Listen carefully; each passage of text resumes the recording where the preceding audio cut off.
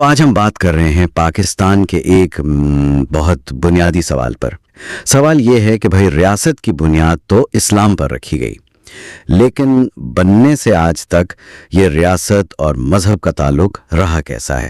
خاص طور پر وہ کون سا اسلام تھا جسے نافذ کرنے کی کوشش ہوئی، اور پھر جو مختلف گروہ ہیں یعنی مسلمان فرقے، اقلیتیں، ان میں توازن کیسے رکھا گیا؟ آئیے اس پر ذرا بات کرتے ہیں۔ جی، یہ واقعی ایک اہم اور کافی پیچیدہ بحث ہے۔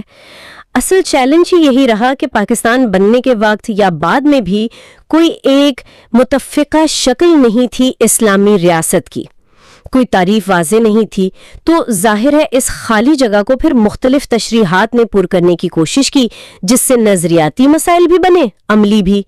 یہ سمجھنا بڑا ضروری ہے کہ کہا کیا گیا تھا اور اصل میں ہوا کیا۔ بالکل، اور اگر ہم بانیان پاکستان کو دیکھیں تو ایک طرف علامہ اقبال کا ایک اپنا فلسفیانہ ویژن ہے، دوسری طرف قائد اعظم کی وہ مشہور تقریر 11 اگست 1947 کی، جس میں انہوں نے بالکل واضح کہا کہ بھائی ریاست کا مذہب سے کوئی لینا دینا نہیں ہوگا، سب شہری برابر۔ یہ تو کافی مختلف باتیں لگتی ہیں نا؟ جی بالکل۔ تو یہیں سے وہ سوال اٹھا کہ ریاست کا کردار کیا ہو، مذہبی یا غیر جانبدار؟ یقیناً۔ اور یہی کشمکش آپ کو شروع کے سالوں میں نظر آتی ہے۔ وہ جو 1949 کی قرارداد مقاصد ہے وہ اسی کی مثال ہے۔ ایک طرف تو کہہ دیا کہ حاکمیت اللہ کی ہے، اسلامی اصول قانون کی بنیاد ہوں گے، لیکن ساتھ ہی اقلیتوں کے حقوق، مذہبی آزادی، ان سب کی ضمانت بھی دے دی۔ مگر وہ بنیادی مسئلہ وہی تھا، اسلامی اصول سے مراد کیا ہے؟ اچھا جی، کوئی واضح تعریف نہیں تھی۔ تو اس سے پھر ظاہر ہے مختلف مکاتب فکر جو تھے، دیوبندی، بریلوی، شیعہ، اہل حدیث، ان کے درمیان اختلاف کی گنجائش نکل آئی، جو بعد میں پھر بڑی۔ جی، جو بعد میں بہت کھل کر سامنے آئی۔ تو یہ قرارداد ایک طرح سے مسئلے کو حل نہیں کر رہی تھی، صرف آگے بڑھا رہی تھی۔ ایک حد تک آپ کہہ سکتے ہیں اس نے ایک فریم ورک تو دیا، مگر تشریح کا دروازہ کھولا چھوڑ دیا۔ اچھا، پھر تاریخ میں آگے کیا ہوا؟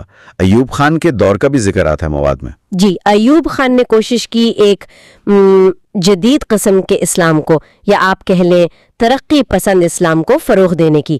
بعض اوقات اسے اسلامی سوشلزم بھی کہا گیا، لیکن جو روایتی مذہبی طبقہ تھا اس نے سخت مخالفت کی۔ اصل جو بڑا موڑ آیا وہ تھا جنرل ضیاء الحق کا دور، 1977 سے 1988۔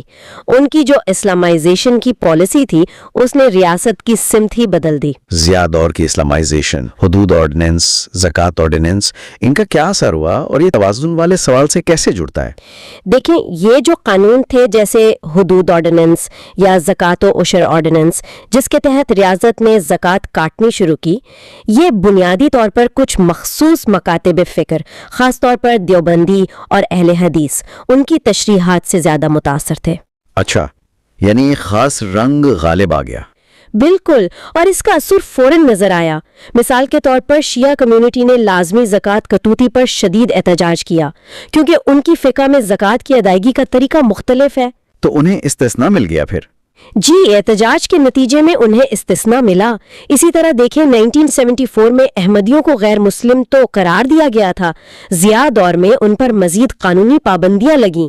تو یہ بات واضح ہوتی ہے کہ یہ کوئی متفقہ اسلام نافذ نہیں ہو رہا تھا، بلکہ ریاست ایک خاص مذہبی تشریح کو قانون بنا رہی تھی، جس سے دوسرے مسالک اور اقلیتوں میں بھی بے چینی بڑھی۔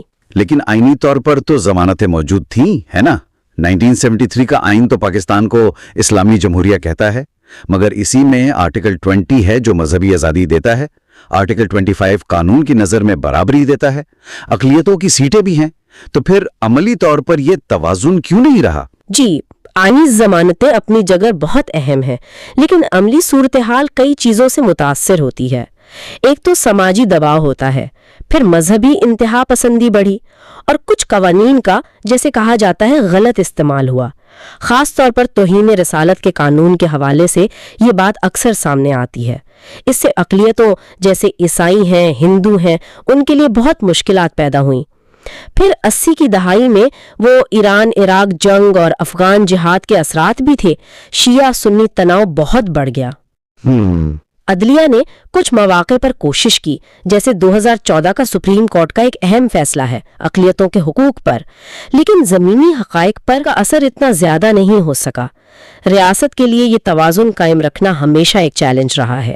تو خلاصہ یہ ہوا کہ پاکستان کی تاریخ ریاست اور مذہب کے بیچ ایک کافی نازک اور اکثر غیر مستحکم سے تعلق کی کہانی ہے۔ وہ جو سوال تھا کون سا اسلام، اور مختلف گروہوں میں آہنگی، توازن، یہ مسئلہ آج بھی ویسے ہی موجود ہے۔ بالکل۔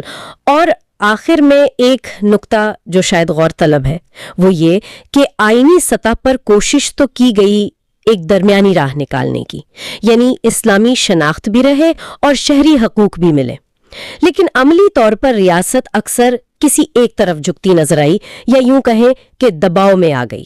یہ سوچنا اہم ہے کہ اگر قائد اعظم کے 11 اگست والے خطاب کی جو اصل روح تھی کہ ریاست کا مذہب سے کوئی تعلق نہیں ہوگا، اگر اس پر مکمل عمل ہوتا تو کیا پاکستان کا سماجی اور سیاسی منظرنامہ آج کچھ مختلف ہوتا؟ اور مستقبل میں حقیقی معنوں میں سب کو ساتھ لے کر چلنے والا، برداشت والا معاشرہ کیسے بن سکتا ہے؟ یہ وہ سوال ہے جس پر ہمیں مسلسل سوچتے رہنا ہوگا۔